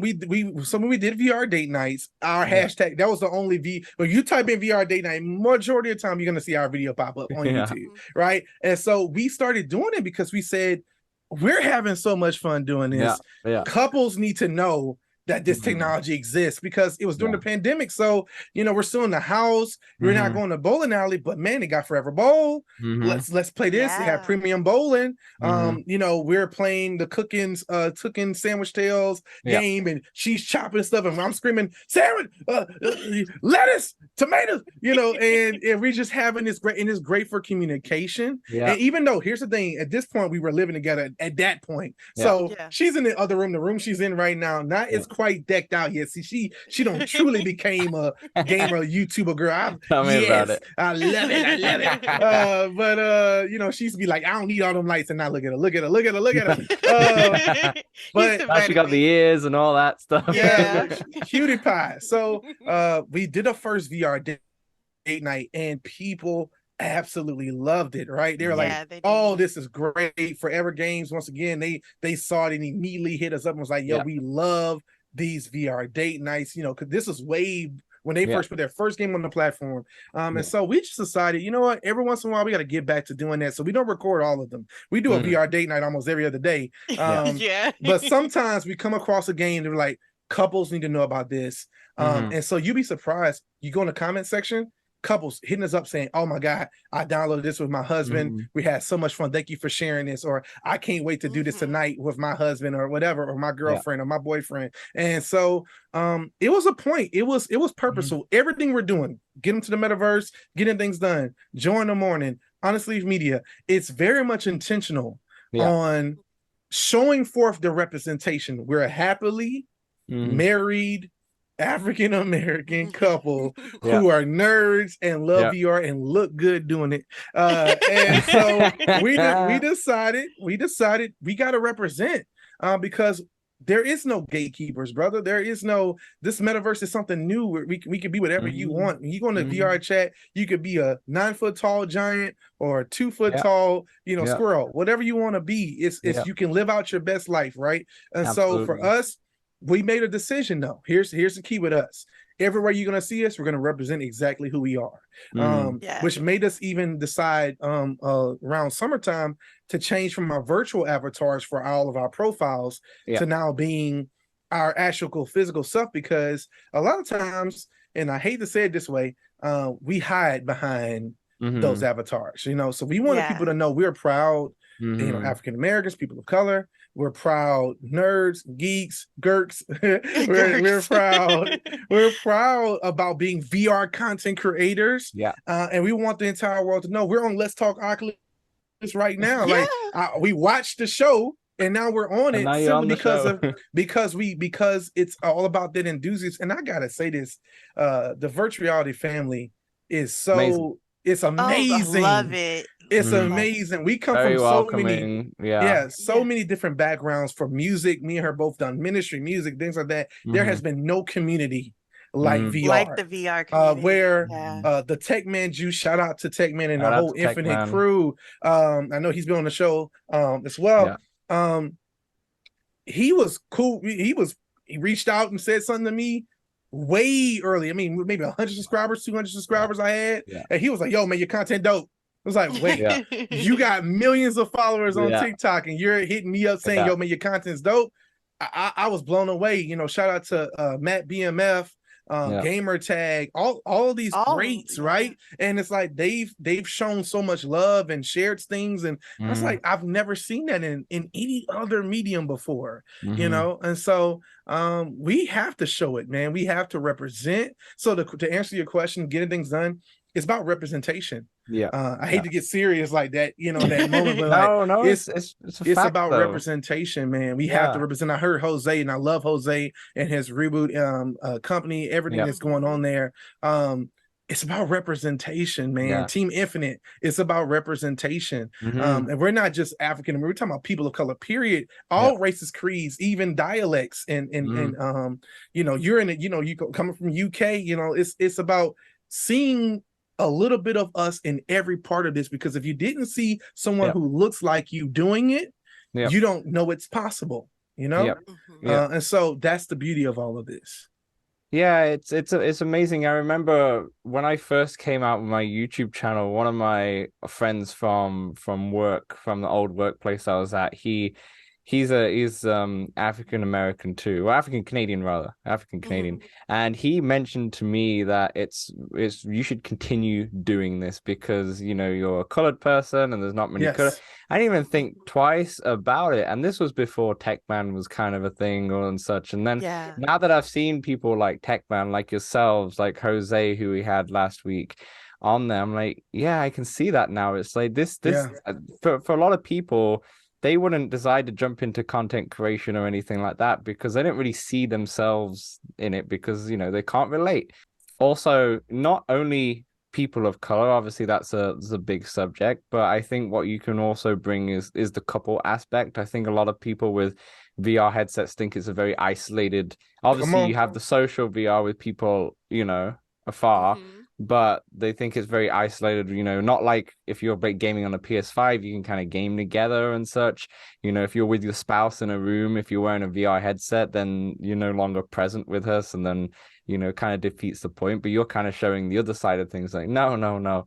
There's a way to do social VR within the same household as well, and having definitely. So you're representing that as well as on top of the people with color and and all sorts, right?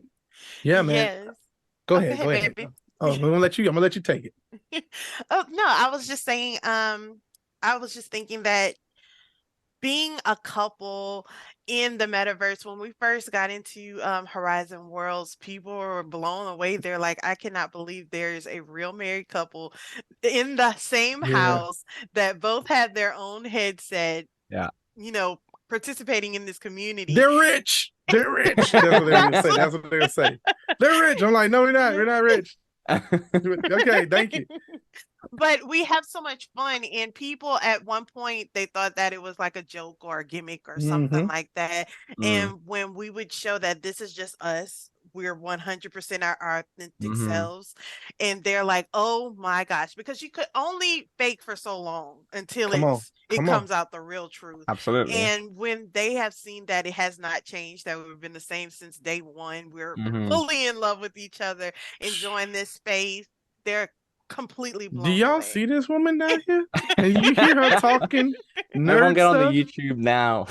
Yeah, like Listening to the get on show. it just to see her face. Like Oh she's my gorgeous, Oh, I man, love it. and loves nerd stuff, man. And so that is very intentional as well. Mhm. We decided very early on we're going to represent whatever we're doing here on this side of the metaverse, on this side of the physical verse. Mhm. We're going to do in the metaverse. So if we're a couple here, Yeah. you know, we're going to be a couple in there. So a lot of times when I go into a world, it's kind of funny.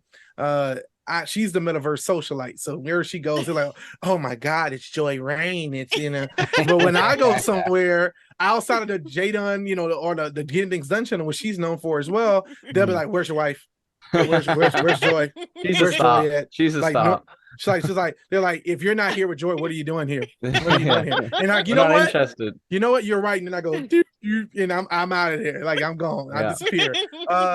It's very intentional to show couples that the metaverse can be an enhancement to your relationship and not something that hurt it. Go back and watch those old documentaries on Second Life, where there were couples who were meeting who were in other relationships, they end up getting divorced and getting together, and they had a great relationship online. Yeah. Then when they got physically together, it wasn't the same. And for us, we had an amazing, outrageously great, outside of the metaverse connection. So we brought that into the metaverse and made sure that it's beams through. So people always say that to us when they go somewhere. You know, we're at an event. We had a little Thanksgiving holiday thing with Meta News, and we're in there and we're just having a good time at Horizon Worlds. And it's like we went into someone's home and they're like, oh, it's the Duns. And they're like, oh, you know, it's good. And we're joking around. We're all around the Thanksgiving table. Yes, it's virtual. Y'all be quiet. Y'all be quiet. But we're in there. I'm standing on the table dancing and doing stuff. And it's like being around family. And when they see us interact, she's like, oh boy, stop. And I'm flirting with her in front of people. They're like, it's really them. Like a guy came in the world. And he said, it's y'all. It's that y'all, that couple. And it's like, that's what we wanted. They call us the Cosbys of the metaverse. We didn't. So y'all, no one come sue us now. We didn't say that of ourselves, but they just call us the Cosbys of the metaverse because the Cosby stood for something, you know, positive people of color on television. Now we're a positive people of color in the metaverse, trying to represent and show that this doesn't have to be an escape for your relationship, but an enhancement for your relationship. It's all on purpose. Yeah, I think that's the power of VR, because you do feel the presence when if you're just on Zoom and such, or just on like a chat or whatever. It's not the same as being in person. So I think that's why that has that disconnect. So people are awkward when they're in person, but you have that in person and the metaverse, because that it's almost one-to-one. I mean, every time I go in the Discord group and we're playing like Walkabout mini golf, I feel like I'm with them right next to each other. And I genuinely feel that presence with them. You connect with them more, and you see their body with their hand motions, and now with the Quest Pro, their facial reactions too. 100%. Yeah. It makes it removes that disconnect. It bridges the gap between reality and the online world, right? You don't really feel like that when you're in the metaverse. So yeah, absolutely. What is it, before we move on to the podcast, what is your current like thoughts on the state of the representation of like colored and such in VR? Do you think it's getting better, or do you think obviously there's still more improvement needed in different sides? I'm gonna just say this one thing. And I really want Joy to expound on this. Uh, what I will say is because the VR community is so incredible, Hmm. um, they want to see representation. In fact, one of the reasons why we started our podcast, and like I said, we'll get into that in the podcast area, Yeah. but it was almost asked. There was some posting, we talked about, we was speaking on representation. I think Hmm. Techman Jew put out a awesome tweet, and he was like, yo, these are some people of color you need to follow that's doing great things in content creation. He put me and Joy on his Hmm. list. And, they were like, someone had responded like, why isn't there a podcast? And we were like, well, there's going to be one. And it's like there is a desire there to see it be represented. It's not Meta wants there to be all flavors of the world in there, right? It's not desired to be a walled garden Yeah. in that manner. I just think that it's still it's demonized. The metaverse is demonized. VR is demonized. AR is demonized by a lot of different cultures because it's not understood. So Right. we have to do a better job. Content creators, we have to do a better job at giving opportunities. So shout out to you guys for having us even on Oh, to for sure. spotlight different people of color as well, Mm. because we can always stay in our bubble. Like just even with our podcast, we're not going to just only have people of color on. We're going to have all sorts Everyone, of people yeah. on, Yeah. because it's if we only do that, then we're doing no better than No, anyone else yeah. on the platform. Exactly. But we're going to be proud of who we are. We're Mhm. going to be proud to be connected to brothers like you and Samson. Like the whole idea and the whole purpose of this is to have better representation. So I do think it's happening, but I think Joy would have some better notes on that. Yeah, I feel like for representation wise, where we are, we're in the deep south, and a lot of that how can I say this? There are some people who I've come across that had the opportunity to make an avatar, and they chose the Caucasian looking avatar because some of the applications that they would go into, they didn't see anyone that looked like them. And so in order to not be stood out or ostracized or called something that they didn't want to be called, Yeah. they would just want to fit in. Hide And behind the so avatar, right? That kind of thing. most definitely. And so we find that that's very unacceptable. And so if we all decided, what if JDUN and I decided, you know what, we didn't want to show who we really looked like in this space, and to be something that we're not, then the cycle will continue on and on. And so we want to always show who we are, and it's okay to be who you are in that space. Even if you're the only one there, you represent and you matter. And to say that it's I don't know, I get really emotional about this because there are some people who wish that they would see someone that looked like them in the space that they're interested in. And because it's not, it breaks my heart for those little brown skinned boys and bright skinned girls who wish that they could be accepted into something they have passion about. I made a avatar that it was like a Sailor Moon type thing, but I was brown skin and the hair and dark skin hair and stuff like that. And it's like, oh my gosh, I love this. I love this. Why isn't there more of this? Why does it have to be the European style thing to be accepted, And so I really wish that they would be able to get more exposure to little young African American boys and girls, or even people of color, to show them that they are accepted in this space, that tech is not just a white male, or the first thing that you see if you type in Google and tech, that's the first thing that you see. And also being women in this space as well. I'm very passionate about seeing all women in this space, because we're always told that, it's the men's job. this tech space, they can do that. No, that's not acceptable. I wanted to add to that too. You ever seen the movie Soul? I didn't understand the representation thing as much until you watch a movie like Soul. I think Jamie Foxx was a part of the movie. It was a Disney movie. Right. And we didn't realize how important it was, how good it felt to see a person of color hair be exact to how my hair looks, right? Like when my wife could see a person with big hair, don't care, that's owning it, but in a Disney movie, right? It's like, wait a minute, that representation matters. So when you go to an avatar selection, I gotta speak on this. And you don't have the ability to get something that looks quite like you, but every style of hair for every other race or creed is there. It's kind of like, man, am I not in the boardroom? Is my representation not on the avatar team? Is my representation not there? Or is my voice not loud enough? You know, so you begin to us, you know, with the podcast and everything else, we're going to make noise. You have a tape man who spoke on it multiple times and said, look, when I go into a game and I don't see the skin color, my skin color, like, what are we doing? 2022, like, we should be able to choose a different tone, you know. And here's the thing, we got all kind of stereotypes. We got people who are going to play with that and say, oh, they got to have another race that's going to, I want to be black instead of white, or I want to be red instead of this, I want to be this, or whatever.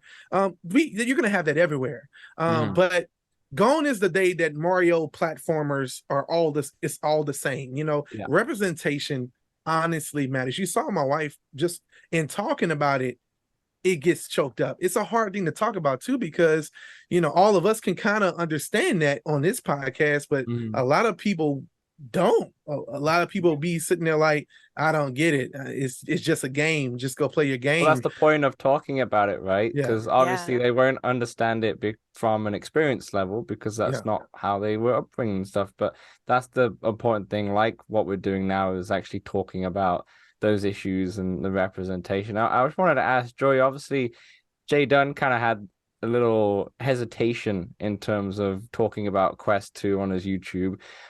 Some reasons because of the color of his skin, and this doesn't not really represent it out there. Did you have any hesitation yourself when going into like creation or being in this space in VR? No, I did not have any hesitation, because I can't preach something to my husband that I don't believe myself.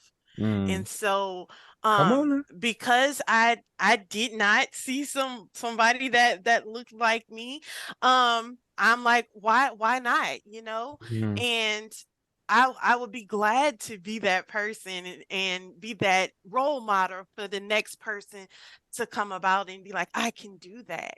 But, and also too, I just have this most beautiful nephew that my sister just had. And he's just the most adorable thing, and he is already into tech. And I'm like, you know what? You're going to be represented. If your auntie and your uncle has to, you know, do this, then it is. But I guess that puts some fire behind me as well. But thinking about the next generation, you know. But yeah, there wasn't any hesitation. Now, am I sometimes nervous? Of course, because I feel as though you always have to come into your own and you have to find your voice. And I'm thankful to be able to metamorphosize and become this person that my husband always saw in me. And shout out to him we encourage each other. For sure. You're a super team, honestly. I can see it in the part. I see it in like anything you do in terms of YouTube and podcast, and in this podcast too. Like you're oh man, one of the other, you know, you're like, I couldn't separate you two in a way in terms no of, you cannot, don't even like, try if JDUN's doing something, JOYREIGN's right behind him in the corner, and vice versa, right? So it's really amazing to see. By the way, shout out to your nephew, who when he's like 15 to 20 years old, this VR metaverse is gonna be like, oh my gosh, yes, he's gonna be showing us stuff. He's gonna be showing us stuff like, what are you doing, man?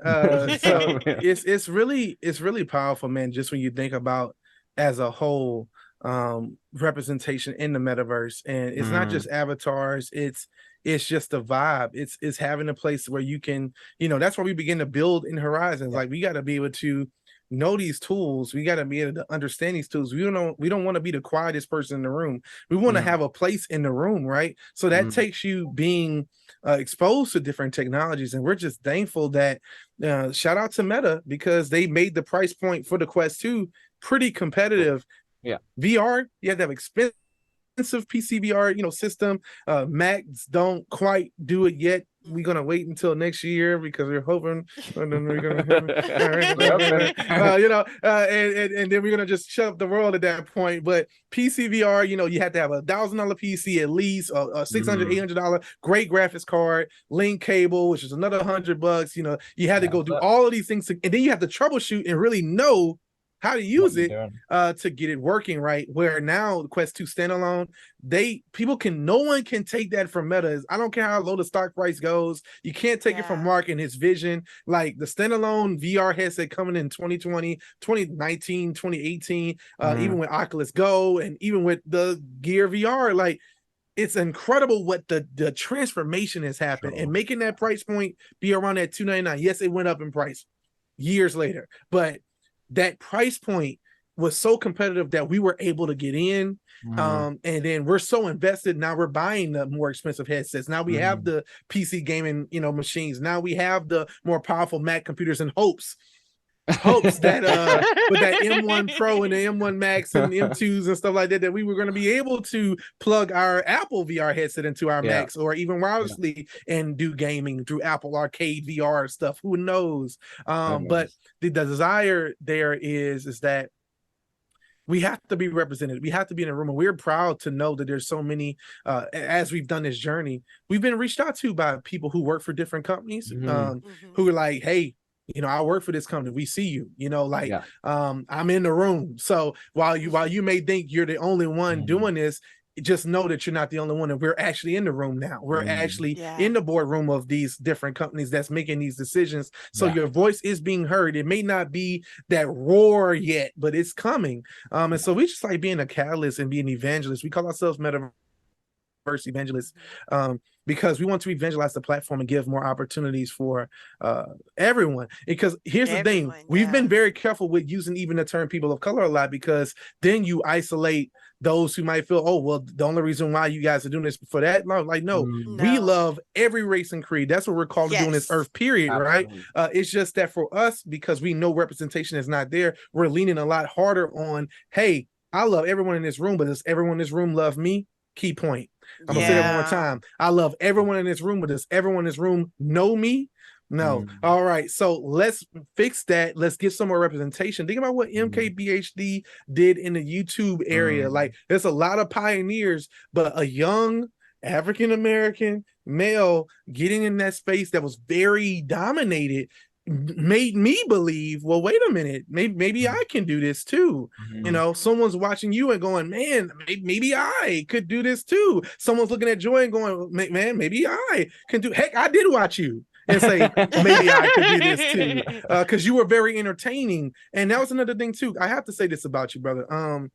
I love y'all guys, y'all podcasts, and I love how y'all play back and forth. A lot of people don't know how to make VR entertaining. That's what Let's Talk Oculus is all about. It's very entertaining, but I loved Playtest VR because you made it very entertaining. It wasn't like this still, hello everybody, I'm testing out the new headset. No, it was always like excitement, and you're having fun, you're doing great stuff. So I want to encourage you, brother. I was very happy to hear that Playtest VR was back. I was always wondering, when I really found out, linking the two together, I'm so glad that you're leaning back into that. Please do not give up on that. Please do not stop that. Your representation is needed. We need you in this space. We need as many of us on a mission to building VR. I could get a little preachy. I'm sorry. I'm sure. Man. No, I appreciate the love. I really do. I really appreciate it. Well, talk about your Get Them to the Metaverse VR podcast with your cool ass merch that JDUN's wearing. I didn't even see Joyce. Amazing. I was saying off air actually how I love the logo, I love the fact that the little person is falling through a void. It's a great design. Just talk a bit about the podcast itself. I mean, like I said at the top of the show, you're on episode, I think 6 is coming out soon. The next one will be 6. You obviously you're inspired by doing this because there wasn't really, many colored podcasts at all, people of colored Correct. podcasts or anything like that. But how is that process going? Are you having a lot of fun creating that podcast? Oh, we have a blast. Yeah. It's so much fun to be able to get on the podcast and talk about what we talk about in our house every single day, but everyone is just coming into it. We have these discussions over over dinner, over lunch, just in between the day. It's so much fun. So yeah, it's a ball. We're having a ball. Yeah, Get Onto the Metaverse mission is to help make the extraordinary metaverse an ordinary part of life, right?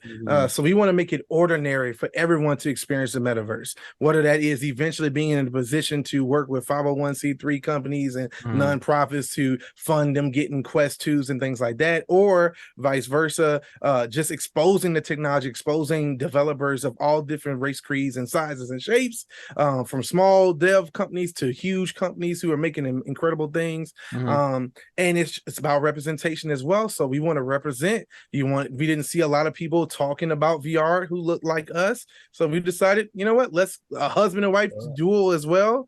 We see that in Nintendo, we see that in Xbox, we see that in all these other platforms. We don't see it a lot in VR. So we decided, you know what, let's go have some fun. Let's just turn the cameras on to what we do every day. Because literally, like she said, at the dinner table, we're like that new Iron Man came out, hey man, they got a new level on Golf Plus. I just like stop. Let's record and then let's talk about it. Yeah, right.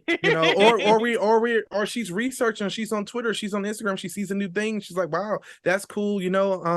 It's always so much to talk about. And like I said, we're just in the very beginning stages of it. We have a lot of great, cool ideas. We're definitely gonna have you guys on as our guests as well, so that we can talk. We're gonna flip the script a little bit. Yes. You come on and talk. I would love that. Yeah, for but sure. like, sincerely, it's just a dream come true for us. We've been talking about doing a podcast together for the longest. We have a whole lot of brands that we have in the background. It's like, hey, what if we had let's save that. Okay, what we got? I got this too. But this one was just the first one to come out. It's like, get onto the metaverse. And what is it about? Get them. Yeah, I love the name of it too. Yeah. And it speaks a lot to your brand and even to Onyx Leaf Media as well. Like it all ties in together, which is great. But it's really good that you have like a. Well, actually, I kind of find it quite funny and ironic in a way where at the start of the conversation where Joy was kind of encouraging JDUN to kind of, create a YouTube channel because, you keep talking about this quest, you keep talking about it to me, just create an outlet so you can talk about it to other people. And now you both just have a podcast together. Yes. He's rubbed off on me in a good way. So it's just really a blessing, man, to get on the camera with your spouse and be able to talk to incredible individuals as well. It's just sometimes it's just us, just like you and Samson, like just talking the talk and loving it. And we just sometimes we lose ourselves in it. People be commenting. We're so surprised every time that there's people watching us live. We're like, wait, what? There's people watching us live right now. That they actually care what we have to say and they're stopping what they're doing. I know that's how you guys feel when you see comments and you see views go up. You're like, people care about, people adding to the Discord. Like, people care about what we have to say about this. Yes. Because when you realize and you go type in Metaverse or you go type in Quest 2 or you type in Oculus, it's not a lot of podcasts that show up. You go type in iOS. At this point, it's hundreds. There's at one time, my wife will tell you this. I listen to podcasts all the time. She's like, it's boring. She's like, oh, it's so boring. Oh, like I'm watching Mac Break Weekly, Leo Laporte and all those guys, and they're like talking, and she's just like, she's just now getting into the Apple keynote. So when Tim Cook goes, "Good morning," we're sitting right here like Tim's on screen. So I finally got her there. It took years to get her there, but she's finally there. But she just can't sit through a regular podcast, which means for Get Onto the Metaverse, we decided very early on, it's got to be energetic. It's got to be fun. It's got to be animations. It's got to be, a lot of movement to it, because if not, it's not us. Right. So you look at her background, look at that beautiful background she has. Look at, we It's just you know, me. it's how we do stuff. And so I told her, if we can't represent, once again, we got to make this stuff look cool, man. We got to make this cool, man. I like how your background is too, you know. We see your see your background. That's the funny thing. It's unique. Yeah, Like I said yeah. before the show, it shows the guests that I'm not just, you know, in my underwear doing this, and I'm actually I have a mirror behind me for a reason. No, But I mean, man. the constraints of a small room, you know. But no, it's fun that you've done a podcast, and you kind of same thing that you said to me. Keep going with it for sure, because I've seen a lot of VR podcasts come and go whilst Let's Talk Oculus has come on. You know, they've got to say episode 10 or 12 and something, and they fall off, and it happens. And I think if you can just keep being consistent with it, it's, you know, I think the most important thing, especially what I've learned from the podcast, is just to have fun, and people will come, you know. Just and that's why I kind of stopped the YouTube temporarily, just because of that community was building. And I was like, okay, this is actually nice to build that community. And you can obviously build a community within your podcast too. It would be amazing. I'm sure that will happen. We have huge desires for the podcast, and it's definitely not going anywhere. It's something that we want to see spread and grow. We want it to be like a wildfire too. We're expecting, I have to say this, we want to see other people do this. So just like you guys, you know, you didn't, when you saw us put out our, you know, flyer, you guys shared it, you showed love, you commented, this is great, I can't wait to tune in. There was no intimidation of, no, we need this. I would much rather put on my YouTube. There's days I put on YouTube like, is there any new video about VR? Is there any new content? That's why when you guys drop, I'm one of the first comments on your channel. Like, I'm always ready. I'm waiting. Oh, up VR downloads. Let's talk Oculus today. Oh, you know, like it's always ready to listen to anything about VR, because I might have missed something. We might talk about something one weekend, and the next week you guys are coming in on Sunday, recording, and, you know, putting out on Wednesday. It's like, hey, here's something that you didn't know of, or something that's new. And it's important. So if we're wanting to see another couple pop up, we want to see more people show up and start talking and having conversations, because the more the merrier. You learn this with YouTube. There's no one who can do it quite like you. You know, by the way, Playtest VR does his game reviews is not how Getting Things Done does his game reviews. How I intro is not how you intro, and it's okay. Who likes me may also like you. Someone who likes you may not like me. It's okay. It's all about making that content for your audience. And so what we've learned, and what's made us real comfortable at this point in our very early stage of amateur podcasting, is we don't do it for the audience. We do it for us. So if it's just me and her on camera talking to one another, you know, sometimes we act like you're not here, man. And we just me and Joy. I like you a lot, man. But me and Joy just like into one another, right? So we're like completely intimate. You know, you're just a part of the sandwich right now. You're the sauce. But like sincerely, like we just love vibing with one another, and then we get off the camera and we just continue to talk. We do. For us, we're always talking. For us, it's just simply turning this off. If the camera was on, if we had a reality show, the Duns, if the Duns had a reality show, it's coming. It's coming. It's coming. Yeah, I can see that. The way you said that, I was like, he's not joking. It might be in a metaverse. Who knows? It's a TV show. It's gonna be like Martin. Who knows? But 2025, you know, it's coming. But like honestly, if there was cameras rolling on us all the time, you would find the same people that's talking to you right now. It's here. This is not an act.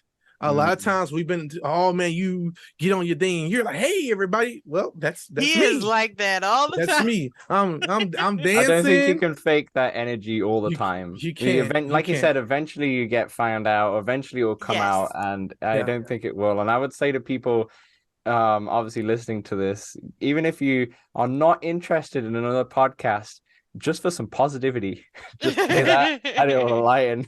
Just hearing JOYREIGN's laugh, you'll be like, okay, I'm ready to go. That laugh needs to be bottled. I'm going, you know what?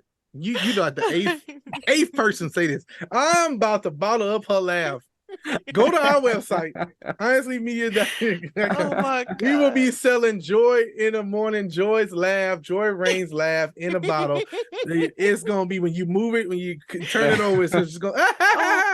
That's her. A new like She text message ringtone or something, you know. yeah, like Bring back that's those we need to back. do it. She Oh but my we've heard that a lot. We've gosh. heard it a lot. Like her She's laugh going red now on the is camera. just She's blushing. infectious. You know, it's just Oh my infectious when gosh. she laughs because it's pure joy. You know, Mhm. her username, her name, like it's pure joy, you know. Absolutely. And so we just love it, man. We love having the opportunity to be on this incredible podcast and have our podcast as Yes, well. thank you But so much. it's just a benefit. We just love talking VR, man. That's why we do it. We, you know, so when you come to the channel or you come into Join the Morning, you come to the Getting Mhm. Things Done verse, or you see us in Walkabout, or we're on Let's Talk Oculus. We're the same people. Who you're talking to, who you seeing, it's the same people on every platform, man. So just Absolutely. we appreciate it so much for allowing us to be on here and For to talk sure. about this stuff. For sure. And like I've said before, links will be in the description below for everyone to check out everything that they're doing.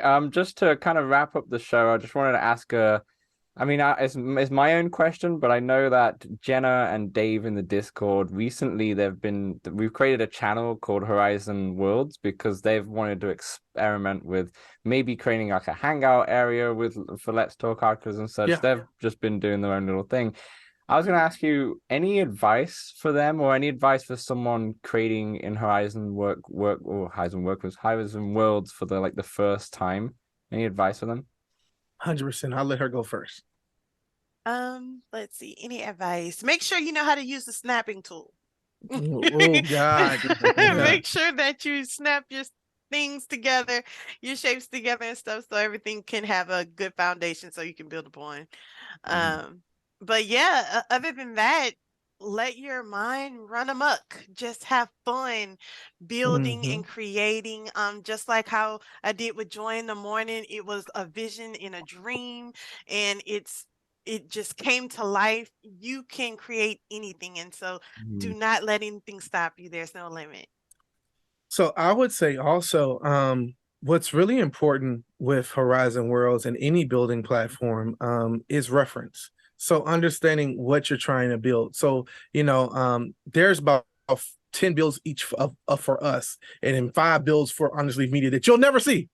Because it was when we went in there just to explore the tools. So number one, explore the tools, learn the primitive shapes, because what people don't understand, I think we brought you guys in. We was kind of telling you about the experience and how things work. You know, it's only like 12 or 13, 15 shapes in there. 15. Yeah, that you could take, and then you have to make them into something. So if you see someone made a shoe, they had to take a square, a circle, a triangle, do this, and like manipulate and shift and change. So learning the tools is number one. Number two, having something that you're referencing. So for a lot of times for us, when we built something, the beauty of JOYREIGN, she literally had the vision in her head what this thing was going to look like, so she didn't have to like lift her headset up every once in a while. Well, with the Quest Pro, kind of can just look down, but she just literally had this in her head, so she just began to build.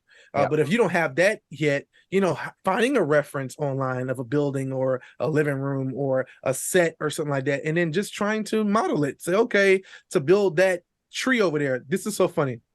When me and JOYREIGN are out and we're looking at buildings, we're looking at structures, we're looking at anything, we go, oh, that's about 5 shapes. That's 5. Yeah. And then that's a circle, square, triangle, octagon, and then literally in our heads are going. Yeah. So what I would recommend is when you look at items, try your best to build something first, like a desk, and say, okay, I'm looking at a desk. What does this desk require? 2 flat surfaces, 2 circular pieces, this, and that, and then try to build that first. That's what we did. And then now you got your desk. Okay, well, okay, let me put some screens on there. And while you're doing it, what you don't realize is that you're learning very quickly how to create a tool. So now for us, when we go and build, after months of doing it, after time and discipline, hours upon hours of doing it, when we go build, it's like, oh, I need to build a sign that says, you know, it could be a logo or something. Get them to the metaverse. We can make this whole thing look exactly like Get them to the metaverse, because we now, oh, to make that G, I need 2 of these and 2 of those, and then I'm gonna put something in the middle, and like by the time like 5 minutes later, you'll come in, the whole thing's halfway done. Where when we first started, it was like take you a while, take a couple of days, you know, a couple of days to make a square, you know. So just keep going, don't give up, don't let frustration stop you, and like Joy said, let your imagination, remember, the sky, there is no sky to limit you. So don't think of things in brick and mortar thought processes. When you come visit Getting Mm. Things Done verse, when you come visit Joy in the Morning, you're gonna realize we took a very standard way to build, right? And then we made it some experience that you couldn't get in any other place. You wouldn't be able to have that in the real world. So if you're in the metaverse, do something that you can only be done in the metaverse. You know, think outside the box, and I think that helps a lot of people with building. Yeah, great advice. I was just going to ask one follow-up on that is, do you normally sketch your ideas as well, like on a pen and paper kind of thing? Was that A couple one of the builds we process? did Yeah, that. a couple of builds. Yeah, a couple of builds we've done that. A couple of them we just collaborated. We were in a room together and we just started manipulating the shapes, and it just built off of Or that. had a reference picture that we were going off of. Let's say we were building something and it's like, oh, I need to be able to build this exactly replica of this. Well, in order to do that, you got to have a picture. You got to look at, so every once in a while you have to lift the headset up. Yeah. Okay. Yeah. You know, and come back Especially until we when you're building for clients and they Mhm. want something from the real world to go into the metaverse and they want it to be recognizable to the everyday person that comes in, then most definitely you have to use that reference. Correct. Got it. I see. Yeah, that makes sense. Thank God for the Quest Pro, where it's very easy just to. And of course, multitasking is there sort of, so you can kind of open the web browser. It doesn't have good memory to where if you close the web browser and come back open it again, so you can be inside of Horizon Worlds now with the Quest Pro and hit the web browser. And you can just kind of overlay it, but you can't do both at once. I'm waiting for the day and hoping for the day where you can just have it on the side pull while up. you're... Yeah, pull up just how you do on the PCVR. You can kind of do that now. I'm hoping for that day when you can just do that, so that way I can have my reference picture or my YouTube video playing on the side right here, and I can just be building, and we can be talking and doing things like that. So looking forward to those days. No, that's great advice. And obviously 3D model importing is coming soon as well, which is going to be, I think, a game changer for a lot of people to most definitely to make these worlds look quite accurate to whatever they want to do as the real world. 100%. Definitely. JDUN, JOYREIGN, thank you so much. Thank you so much. This has been a blessing. It's been a great conversation. I think we've gone to 2 hours pretty much. My goodness, come on, let's go. And the only reason why I'm ending is because I'm hungry. But we could have gone for a long time. And I mean, I've noticed it with quite a lot of our guests nowadays is that we can go for quite a long time, and that just speaks volumes to see. You know, we never met proper. I mean, we met a little bit for for the consultation we did before in the Horizon Worlds, but we've not met properly and had a proper conversation just about VR and such before, and we just rambled on for so long. And I hope everyone in the audience watching or listening really enjoyed it and are fired up. Now and that subscribe to this JDUN. channel right now. Yes, like, what are you doing? If you're watching this podcast and you're not subscribed, what are you doing? If you ain't hit the thumbs up button, what are you doing? If you ain't smack that notification button, what are we doing? Like, come on. And then when you're done with that, then come on over to Getting Things Done. After this podcast is over, then come subscribe to our channel. Then come hit the like button last. Yeah, check us out, man. But man, it's been an absolute pleasure. We miss Samson's presence on here, but shout out to him for enjoying his family during the Thanksgiving break. But of course, we appreciate being on here with your brother. It's been a dream come true. It's on my VR bucket list. We were able to say we're on. Let's talk. You're gonna make me bluff now. Yeah, that's right. Turn it on. I love it, man. I love it. So man, just shout out to you for allowing us to come on and have this great time. I didn't see the time, didn't even pay attention to the time. It's just been a great time. And that's how you know you're around family, when you don't pay attention to the time anymore. So most definitely. Thank you so much. No, for sure. Thank you everyone to watching, and also I hope everyone had a great Thanksgiving. And we'll catch you next week. I'm not sure if we have another guest, but definitely Samson will be back. So we'll see you then. Peace. Bye.